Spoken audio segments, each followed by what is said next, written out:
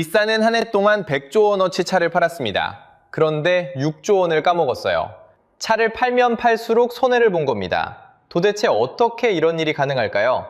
상식적으로 생각하면 많이 팔수록 돈을 벌어야 정상이잖아요. 그런데 일본 자동차는 거꾸로 갑니다. 세계 1위 도요타조차 관세 하나로 수조 원을 토해냈어요. 자, 여기서 핵심은 이겁니다. 차 한 대를 팔 때 그 돈이 어디로 새는지 따라가 보면 일본 자동차가 무너지는 진짜 구조가 보입니다. 그리고 그 똑같은 함정이 사실은 한국 부품 산업에도 놓여 있어요. 그 돈의 흐름을 지금부터 하나씩 함께 파헤쳐 보겠습니다. 여러분, 이런 생각 한 번쯤 해보셨을 거예요. 일본 자동차가 망한다고? 도요타는 길에서 멀쩡히 잘만 달리던데 정말 적자야? 그 의심 충분히 합리적입니다. 그런데 숫자를 펼쳐보면요, 상식이 거꾸로 뒤집힙니다. 닛산이라는 회사가 있습니다. 2024 회계연도 한 해 동안 차를 팔아 거둔 매출이 100조 원대였어요. 100조 원이면 감이 잘 안 오시죠? 우리나라 한 해 국방 예산을 훌쩍 넘는 어마어마한 돈입니다. 그렇게 많이 팔았는데 결과가 어땠을까요? 닛산은 그해 6조 원을 까먹었습니다. 정확히는 순손실 6,709억 엔. 1999년 닛산 위기 이후 가장 큰 규모의 적자였습니다. 더 심각한 건 이 적자가 한 해로 끝나지 않았다는 거예요. 이듬해에도 5천억 엔이 넘는 순손실을 냈습니다. 자, 여기서 핵심입니다. 그 첫 해 매출은 100조 원을 유지했는데 영업이익은 1년 만에 87%가 증발했어요. 쉽게 말하면요, 동네에서 제일 손님 많은 식당이 장사는 잘 되는데 통장은 마이너스인 겁니다. 줄은 문 밖까지 늘어서는데 정작 사장님 손에는 한 푼도 안 남는 거죠. 문 닫기 직전인 맛집인 셈입니다. 월급은 그대로인데 통장 잔고만 자꾸 줄어드는 집, 다들 한 번씩 겪어보셨잖아요. 닛산이 딱 그 꼴이었습니다. 차를 팔수록 손해를 본 거예요. 많이 팔면 돈을 번다는 당연한 상식이 여기선 통하지 않습니다. 그래서 또 이렇게 생각하실 수 있어요. 닛산이 원래 좀 부실했던 거 아니야? 도요타는 다르잖아. 맞습니다. 총 판매량은 도요타가 세계 1위예요. 그것도 6년 연속입니다. 2025년 한 해에만 도요타 그룹이 1132만 대를 팔았습니다. 사상 최대 기록이었어요. 전 세계 굴러다니는 새 차 10대 중 한 대가 도요타라는 뜻입니다. 명실상부 챔피언이죠. 그런데 이 챔피언마저 북미에서는 영업적자로 돌아섰습니다. 미국이 매긴 자동차 관세 한 방에 영업이익이 약 13조 원 날아간 걸로 추정됩니다. 6년 연속 세계 1위가 가장 큰 시장에서 적자를 본 거예요. 도대체 어떻게 이런 일이 가능할까요?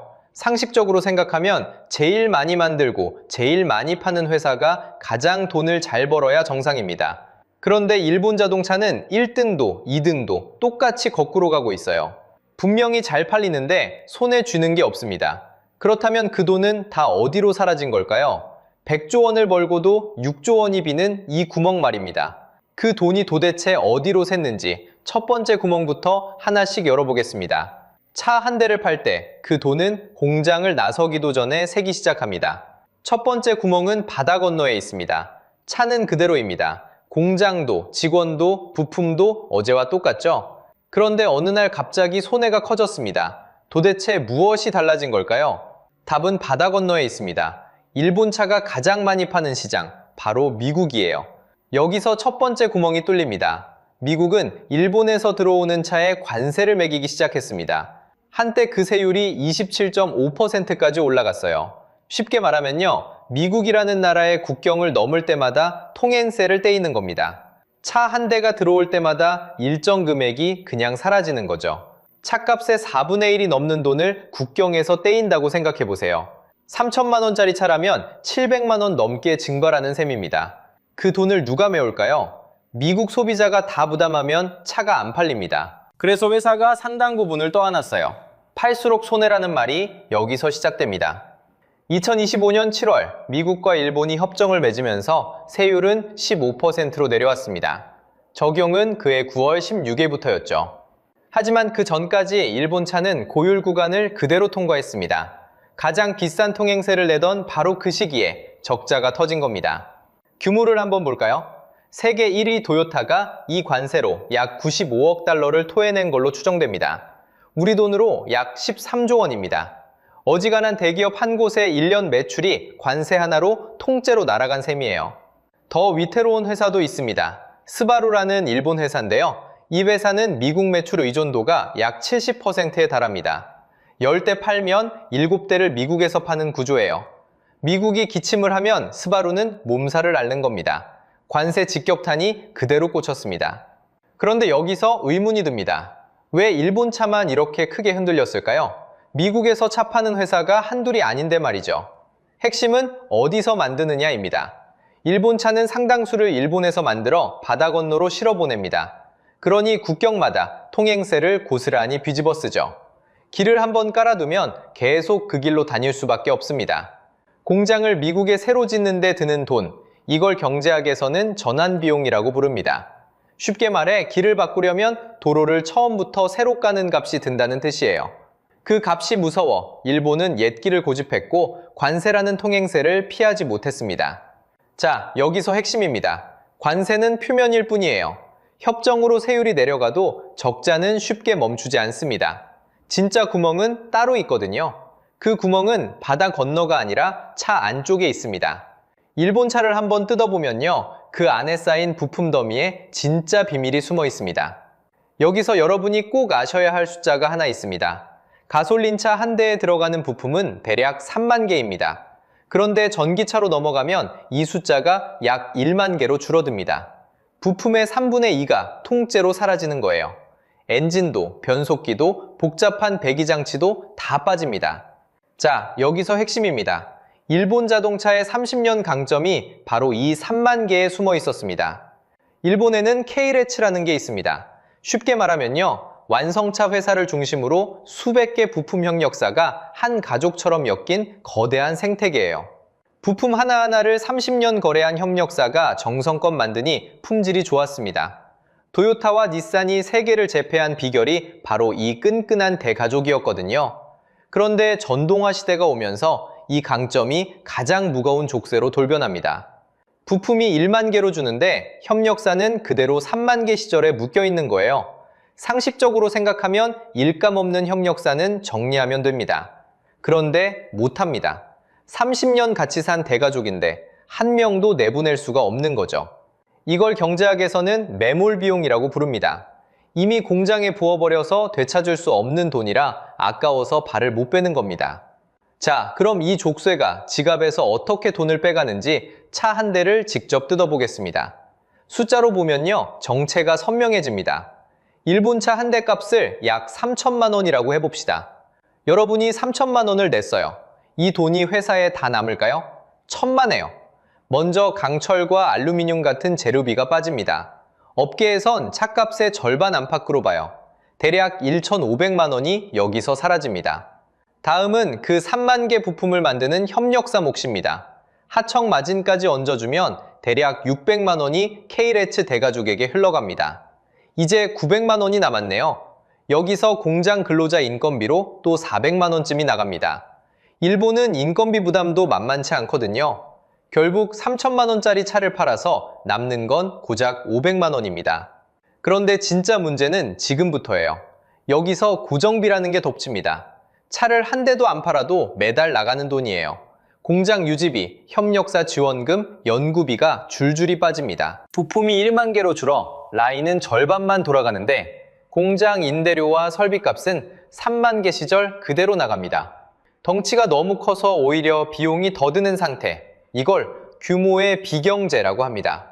클수록 이득이라던 상식이 거꾸로 뒤집힌 거예요. 이 고정비로 대략 300만 원이 또 날아갑니다.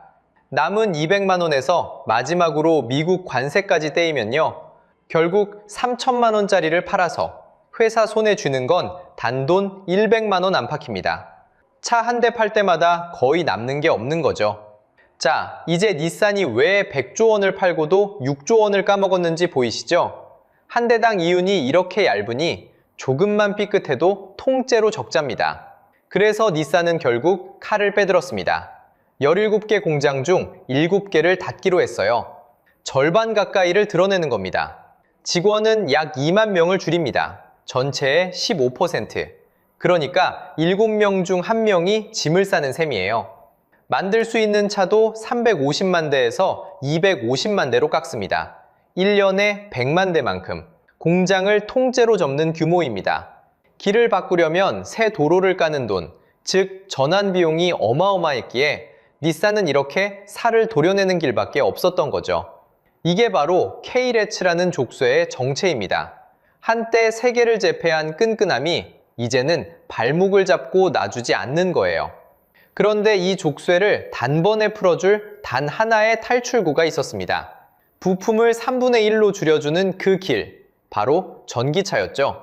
그런데 일본은 그 탈출구 문 앞에서 등을 돌렸습니다. 세계 1위 도요타가 왜 전기차를 외면했는지 그 선택의 대가를 지금 치르고 있습니다. 여기서 한 가지 의문이 생깁니다.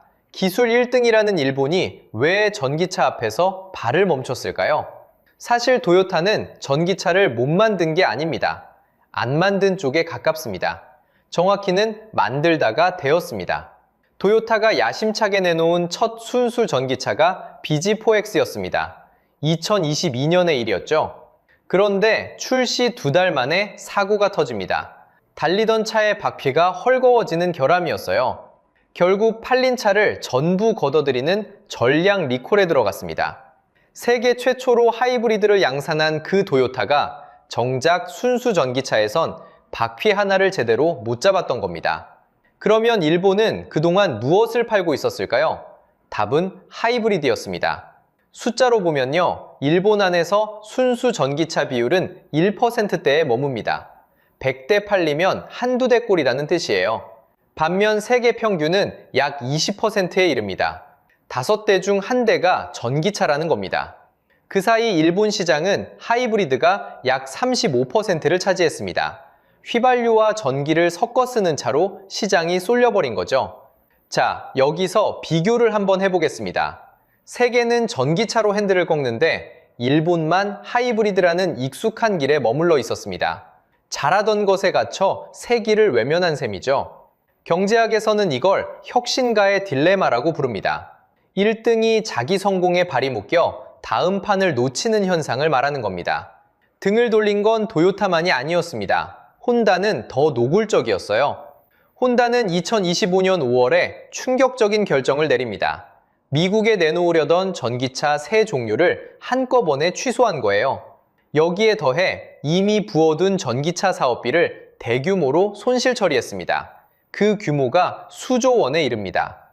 2030년까지 전기차 비중을 30%로 올리겠다던 목표도 접었습니다.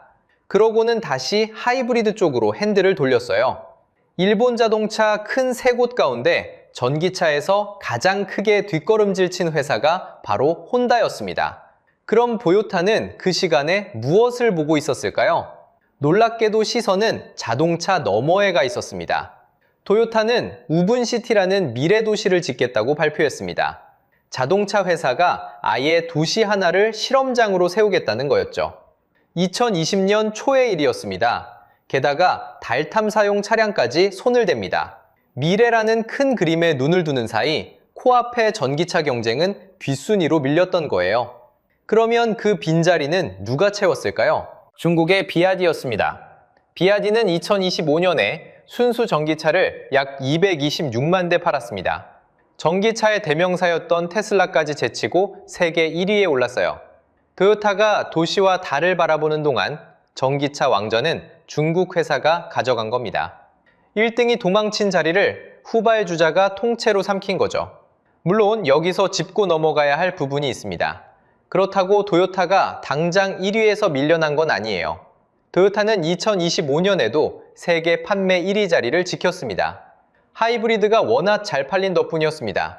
전동 하차 비중이 절반에 육박할 만큼 호황이었거든요.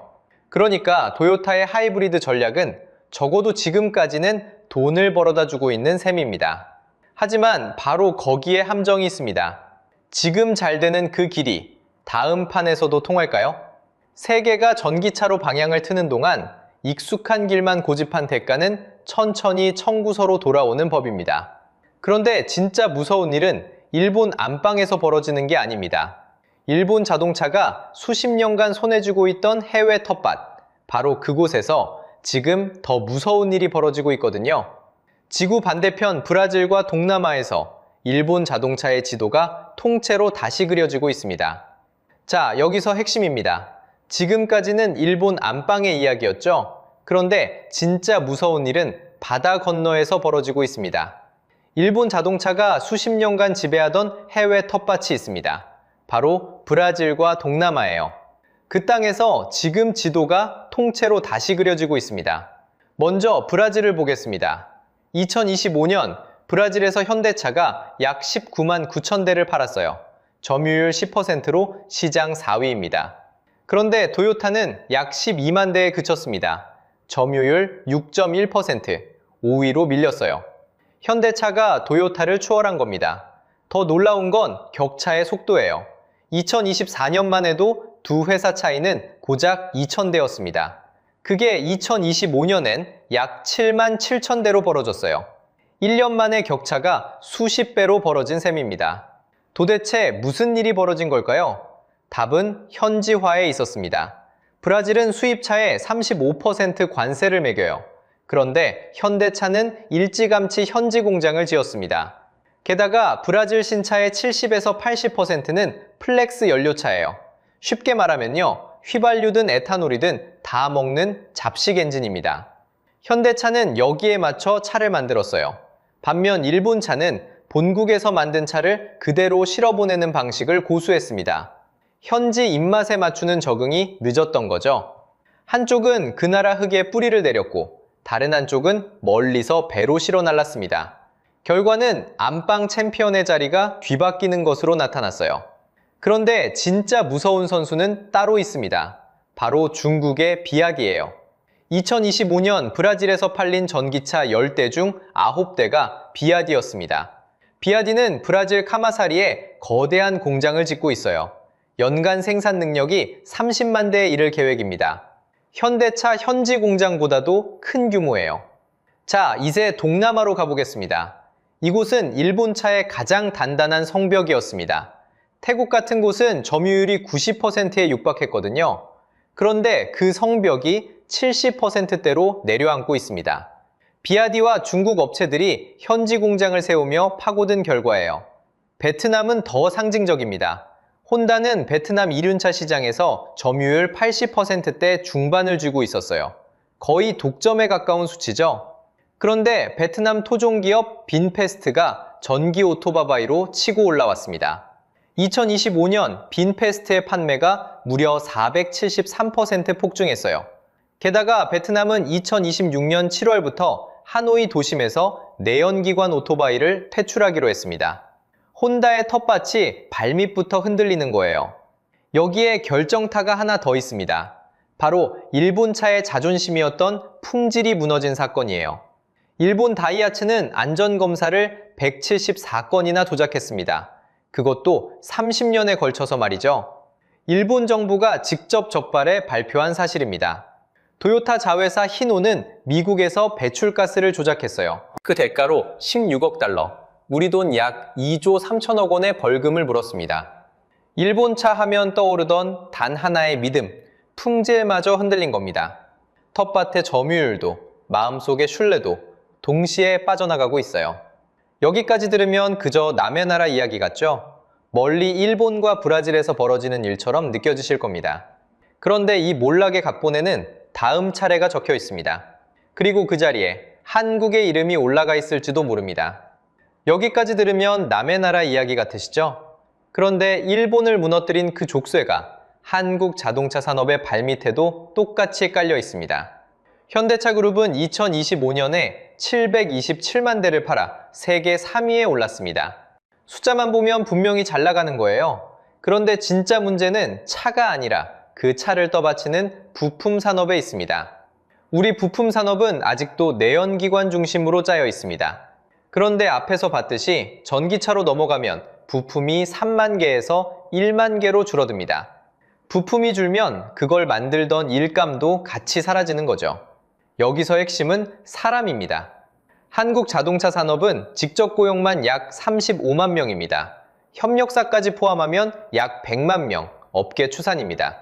광역시 하나가 통째로 이 산업에 매달려 있는 셈이에요. 상식적으로 생각하면 1등이 제일 안전할 것 같죠? 그런데 역사는 반대로 말합니다. 소니는 워크맨으로 세상을 지배하다 아이팟에 무너졌습니다. 필름의 제왕 코닥은 디지털 카메라를 자기 손으로 먼저 만들고도 묻어버렸습니다. 휴대폰 1위 노키아는 스마트폰 앞에서 그대로 주저앉았어요. 모두 자기 성공에 갇혀서 무너진 겁니다. 그럼 한국은 어떻게 다음 차례를 피할 수 있을까요? 길은 일본이 실패한 자리에 그대로 나 있습니다. 첫째, 부품협력사의 전동화 전환을 지금부터 도와야 합니다. 내연기관 부품만 만들던 회사가 스스로 전기차 부품으로 갈아타긴 너무 어렵거든요. 둘째, 기술 1등이라는 자만을 경계해야 합니다. 세계 1위 도요타가 전기차 앞에서 등을 돌린 이유도 결국 잘 나간다는 방심이었습니다. 셋째, 브라질에서 통했던 것처럼 현지화로 시장을 미리 선점해야 합니다. 관세와 환율을 피하는 길은 결국 그 나라 안에 공장을 짓는 거니까요. 자, 여러분께 묻고 싶습니다. 한국 자동차가 일본의 전철을 밟지 않으려면 일자리를 지키는 게 먼저일까요? 전동화 속도를 높이는 게 먼저일까요? 여러분 생각을 댓글로 남겨주세요. 다음 영상에서는 이미 한국 시장에 발을 들인 비아디가 어떻게 우리 안방을 노리는지 그 전략을 돈의 흐름으로 파헤쳐 보겠습니다. 오늘 영상이 유익하셨다면 구독과 좋아요 부탁드립니다. 오늘도 시청해주셔서 감사합니다.